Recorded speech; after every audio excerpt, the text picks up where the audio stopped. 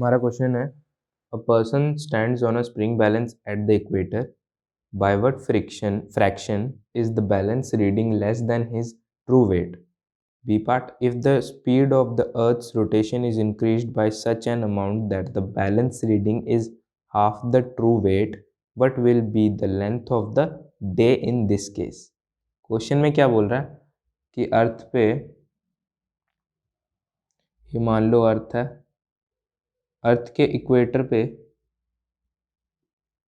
एक बंदा है, मान लो यहाँ पे है वो बंदा, वो अपना वेट चेक कर रहा है, ठीक है, स्प्रिंग बैलेंस पे. तो हमें पहले पार्ट में बताना है और जो उसका वेट है वो कितने फ्रैक्शन से कम आएगा, मतलब उसका एक्चुअल वेट से कितना फ्रैक्शन कम दिखाएगा स्प्रिंग बैलेंस में इक्वेटर पे. ठीक है, ये तो हो गया पहला. दूसरे में क्या बोला है, हमें टाइम निकालना है कि कितना टाइम हो कि उसका वेट यहाँ पे एक्चुअल का हाफ दिखे. ठीक है, तो अगर मैं इसमें फोर्सेस ड्रॉ करूँ, देखो सेंटर की तरफ, ये मान लो सेंटर है अर्थ का, सेंटर की तरफ इधर mg लगेगा. ठीक है, ये सेंटर थोड़ा नीचे होगा, वैसे ऊपर होगा. सेंटर की तरफ mg लगेगा उस पर. ठीक है, और एक सरफेस के नॉर्मल में, परपेंडिकुलर में नॉर्मल लगेगा. और अर्थ अगर ऐसे घूम रही है, ऐसे ऐसे घूम रही है अगर, तो इसका मतलब है एक सेंट्रीफ्यूगल फोर्स भी लगेगा Fc. ठीक है, तो अगर मैं इन इक्वेशंस को लिखूं, इक्वेट करने पे mg equals to n plus Fc होएगा. ठीक है, तो जो हमारा नॉर्मल की वैल्यू निकाल लेते हैं. नॉर्मल कितना आएगा हमारा, mg minus mv square by r, है ना. इसको मैं अगर ओमेगा के टर्म्स में लिखूं तो ये आ जाएगा mg minus M R omega square. ठीक है, अब देखो जो हमारा नॉर्मल है, जो हमारा नॉर्मल है वो हमारे देखो एक्चुअल वेट तो ये है ना, ये ट्रू वेट है हमारा, जो आना चाहिए कि mg आना चाहिए. ठीक है, पर वो दिखा कितना रहा है, ये नॉर्मली दिखाता है ना वेट. नॉर्मल कितना है, उसमें से minus M R omega square माइनस हो रहा है, मतलब कम दिखा रहा है. तो हमें इसी का फ्रैक्शन निकालना है कि कितना कम दिखा रहा है. तो पहले पार्ट में फ्रैक्शन निकालना है, तो फ्रैक्शन कैसे निकालते हैं, एक्चुअल माइनस रीडिंग, ये हमारी रीडिंग है. ठीक है, M omega square R upon true weight कितना है, mg है. तो इसको सॉल्व करेंगे तो ये आ जाएगा, mg से mg कट जाएगा, तो M R omega square by mg, m से m कैंसिल, ये आ गया omega square R by G. तो हमारा जो फ्रैक्शन होगा वो ये होगा. अब इसमें वैल्यूज पुट करें अगर हम, तो 2 पाई अपॉन 24 इंटू 60 का स्क्वायर इंटू रेडियस कितना होता है 60,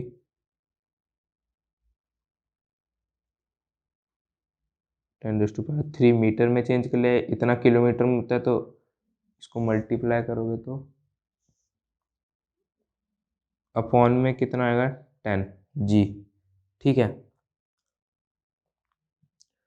यहाँ पे ये मैंने ये कैसे ले लिया, ओमेगा का फॉर्मूला क्या होता है, 2 पाई फ्रीक्वेंसी. फ्रीक्वेंसी क्या आएगी 1 अपॉन टाइम पीरियड. तो टाइम पीरियड देख लो कितना है, 24 घंटे होते हैं, 60 मिनट होते हैं और 60 सेकंड होते हैं. यहाँ ये 60 है. ठीक है, ये फॉर्मूला मैंने पुट कर दिया 2 पाई फ्रीक्वेंसी कितना होता है 1 बाय टाइम पीरियड लिख लिया मैंने सेकंड्स में. 24 आवर्स होते हैं, 60 मिनट्स होते हैं आवर्स में, और 60 सेकंड्स होते हैं, तो ये सेकंड्स आ गए. ठीक है, यहाँ पे मैंने रेडियस वैल्यू पुट कर दी 6400 किलोमीटर को मीटर में चेंज कर लिया 10⁻³ मल्टीप्लाई करके, और ये जी की वैल्यू. इसको जब सॉल्व करेंगे तो हमारा फ्रैक्शन कितना आ जाएगा, फ्रैक्शन आएगा हमारा 3.5 इंटू 10⁻⁻3. ठीक है, अब ये आ गया हमारा फ्रैक्शन. अब यहाँ पे देखो अगले पार्ट में क्या बोला है, अगले पार्ट में बोला है कि if the speed of the earth rotation is increase by such amount, अगर अर्थ की रोटेशन कुछ अमाउंट से इंक्रीज कर दी जाए तो हमें ये बताना है कि उसका जो एक्चुअल वेट का हाफ वेट होएगा वो कितने टाइम पीरियड में दिखेगा। ठीक है, मतलब कितना टाइम में अर्थ घूमना चाहिए ताकि उसका जो वेट है, जो रीडिंग है वो एक्चुअल वेट का हाफ दिखना चाहिए। तो रीडिंग क्या था हमारा, ये था हमारा रीडिंग, है ना, हमारा रीडिंग है, ये हमारा रीडिंग है mg minus M R omega square, ये रीडिंग था। और उसने बोला एक्चुअल वेट का हाफ, ट्रू वेट का हाफ, ट्रू वेट क्या mg, उसका हाफ। ठीक है, तो इस केस में हमें टाइम पीरियड बताना है कि कितना टाइम होगा। ठीक है, तो यहाँ पे अगर मैं इसे सॉल्व करूँ तो देखो ये इधर जाएगा, माइनस हो जाएगा, तो half mg equals to M R omega square, इसको उधर ले गया, m से m कैंसिल हो गया, ये आ गया g by two equals to omega square r। ठीक है, तो ओमेगा स्क्वायर यहाँ से कितना आ गया मेरा, g/2r। अब ओमेगा की वैल्यू पुट कर दो, 4π² है ना।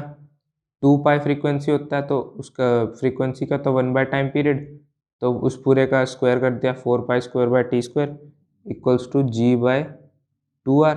ठीक है, अब यहाँ से टाइम पीरियड की वैल्यू निकाल लो, इन सबको उधर ले जाओ, टाइम पीरियड को अलग कर लो, तो 4π² मल्टीप्लाइड 2r अपॉन g, और ये होगा अंडर रूट में। ठीक है, ये होगा अंडर रूट में। अब इसमें वैल्यूज पुट कर दो बस, और कुछ नहीं करना। 4 इंटू 3.14 का square into 2 into 64 into 10⁵ upon g कितना 10, ये पूरा अंडर रूट में।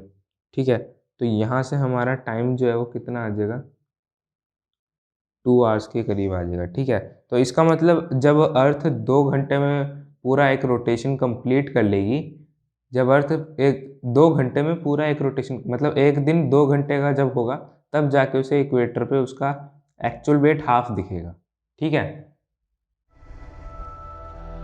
इससे आसान सॉल्यूशन और कहीं नहीं।